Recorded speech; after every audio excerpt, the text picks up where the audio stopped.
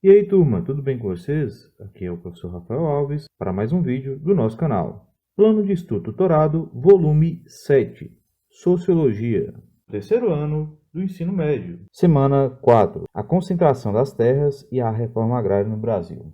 Então, para a proposta dessa nossa última semana do nosso PET 7, a gente traz aqui uma reflexão sobre a ocupação de terra no Brasil. Desde essa questão da concentração de terras, que existe no país desde o período colonial, há uma reflexão também de terras produtivas e também da proposta da reforma agrária. Quando colocamos aqui nessa leitura nossa aqui, de acordo com o Atlas do Agronegócio, em 2018, aproximadamente 45% das terras produtivas do país estavam concentradas nas mãos de menos de 1% dos proprietários rurais, dando ao Brasil a quinta posição no ranking de países com maior concentração de terras do mundo. E para a gente entender esse processo, que não é de hoje, a gente tem que entender o nosso contexto histórico. A propriedade de terras aqui no Brasil está historicamente associada ao poder político e econômico. E desde a invasão e a colonização pela coroa portuguesa, que impôs a divisão política do território em capitanias hereditárias, enormes pedaços de terras doados a homens de confiança do rei até o século XIX contribuiu aí num processo de distribuição de terras seguido o padrão de concentração da mão de poucos senhores, também conhecidos como senhores cidadãos. Com a Lei de Terras de 1850, esse padrão se firmou de vez, dando origem aos grandes latifúndios. E essas leis estabeleceram que a única forma de se adquirir terras no Brasil seria pela compra e registro das terras públicas ou privadas que estivessem à venda. E aí a gente coloca aqui um ponto de reflexão, que quem tinha esse poder de compra, né? Quem tinha esse dinheiro para comprar terras, principalmente naquele contexto. Aí nós vamos analisar que nós tínhamos aí os mesmos, né, tendo poder e acesso a essa compra de terras naquele período em questão, e enquanto o resto da população, dividido entre pessoas de extrema pobreza e escravos, a gente vai ver a limitação de acesso a essas propriedades.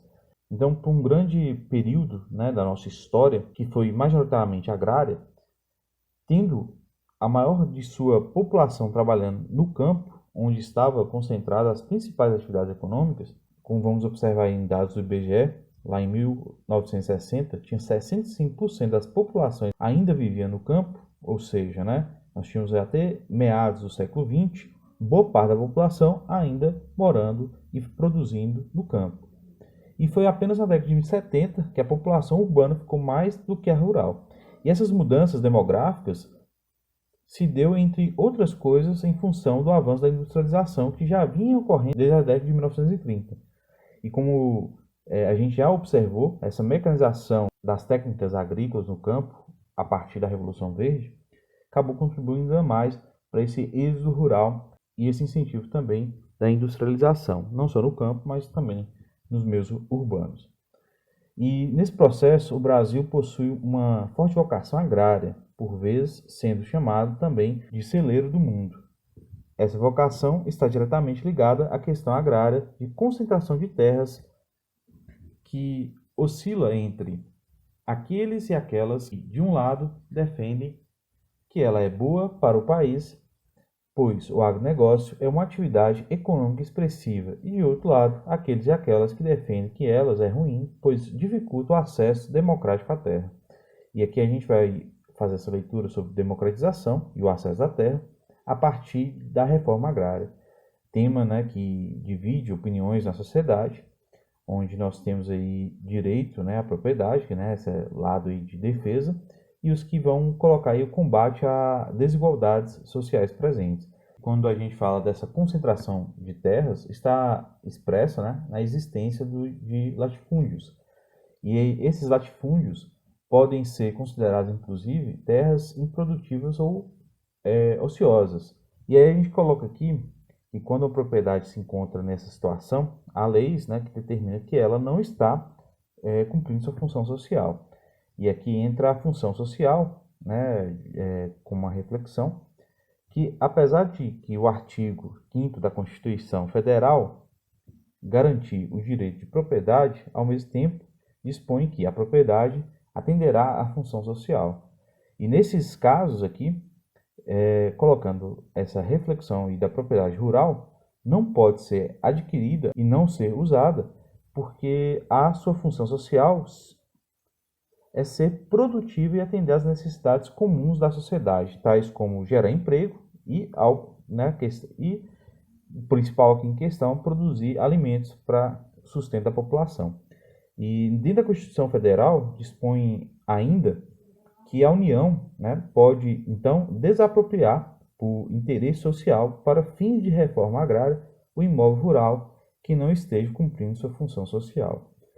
E quando a gente fala então sobre latifúndios que não cumprem essa função social, eles acabam contribuindo inclusive para a desigualdade social no país, porque ele acaba enriquecendo aí, apenas o seu proprietário em questão, o especulador ali está deixando aquela terra ociosa ou não sabe explorar tanto ela ali em questão, e acaba aí entrando numa discussão a partir da reforma agrária, visando essa essência, de uma distribuição de terras mais justas e democráticas que atendem à igualdade aos interesses dos pequenos agricultores que praticam a agricultura familiar. E aí a gente entra aqui num ponto interessante na nossa fala, porque a agricultura familiar é gerida por membros de uma mesma família e ele tem como papel produzir alimentos em pequenas propriedades de terra com o objetivo de sustentar a si próprio, uma ideia de subsistência, e ao mercado também interno do país. Pensar principalmente na nossa realidade, quando falamos aí essa agricultura familiar, a gente vai observar desde pequenos agricultores, povos indígenas, comunidades quilombolas, assentamentos de reforma agrária e diversas comunidades tradicionais extrativistas, e que acabam contribuindo principalmente no sustento de pequenas feiras locais. Se a gente analisar que nossa feira local está muito associado à produção do pequeno agricultor, dessas comunidades tradicionais também, que estão aí nas proximidades da região. E a gente tem alguns dados aí para ser explorados no PET, colocando em dados do IBGE em 2017, quando a gente coloca aí que, apesar de representar 77% dos negócios agrícolas e empregar cerca de 74% das mãos de obra rural do país, a agricultura familiar só ocupa apenas 23% das terras e recebeu apenas 14% de financiamento estatal destinado à agricultura. E é um dado para a gente observar como há uma desvalorização do pequeno diante do grande. Quando a gente coloca, inclusive, essa discussão em relação à reforma agrária, há um olhar do senso comum que acaba um olhar de algo ruim, como se isso fosse algo ruim. Isso está muito associado com a bancada ruralista presente no nosso Congresso Nacional e também no nosso Senado, que acaba contribuindo para essas ideias de distorção de movimentos ligados principalmente a essa luta aí da reforma agrária. E quando a gente fala aí desses movimentos, a gente tem que sempre citar um dos mais populares, que é o movimento dos Trabalhadores Rurais Sem Terra, o MST, que foi fundado no Paraná em 1984 e ocupa aí, hoje 24 estados brasileiros e é membro também da Via Campesina, que é a maior organização internacional de movimentos camponeses.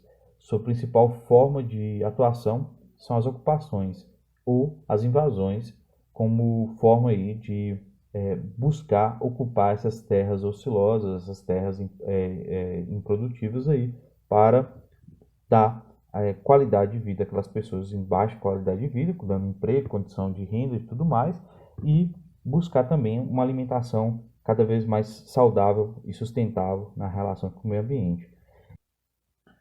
Então, nessa proposta e reflexão aqui, a gente tem que trazer algumas leituras também, porque quando a gente fala das lutas, desse movimento, inclusive por reconhecimento e a luta de fato com a reforma agrária acontecer, há um processo histórico de vários conflitos da terra no campo, colocando em dados, inclusive do Atlas, a violência do campo, nos últimos anos aí, há uma relação cada vez mais extensa sobre isso a partir dos avanços da mineração, da extração de madeira, da agropecuária, da agropecuária extensiva, diante desses conflitos em relação à terra. E quando refletimos aí, né, a questão do senso comum novamente, a gente tem que colocar aí os pontos contrários dessa visão do senso comum. Que esse pensamento do senso comum, ele acaba atrapalhando muito essa discussão. Muitos associam, por exemplo, que a ideia da reforma agrária está ligado, né, a uma proposta política de Estado exclusivamente socialista, e não é de fato assim. A política de distribuição de terras foi também uma das estratégias de desenvolvimento adotada por países reconhecidamente capitalistas e desenvolvidos como a França, o próprio Estados Unidos, o Japão, passaram por uma reforma, dando ali as oportunidades para que um pequeno agricultor pudesse desenvolver a partir de ter o acesso à terra. Então, nesse processo, a gente também tem que refletir a construção da desigualdade social no Brasil. Quando a gente fala aqui da reforma agrária, é uma luta contra a desigualdade social presente. E aqui, inclusive, para refletir e finalizar, colocamos aqui o chefe Seattle, uma liderança aqui indígena estadunidense de 1854, que diz que a terra não pertence ao homem e é o homem que pertence à terra.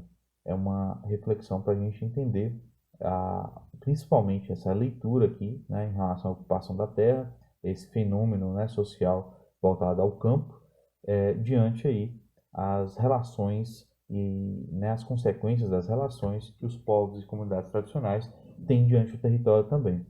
Que se a gente faz uma leitura profunda sobre a questão da reforma agrária, é uma luta também de reconhecimento dos povos e comunidades tradicionais para a garantia de sua terra. Atividades da semana 4. Segue para vocês o modelo de gabarito como de costume.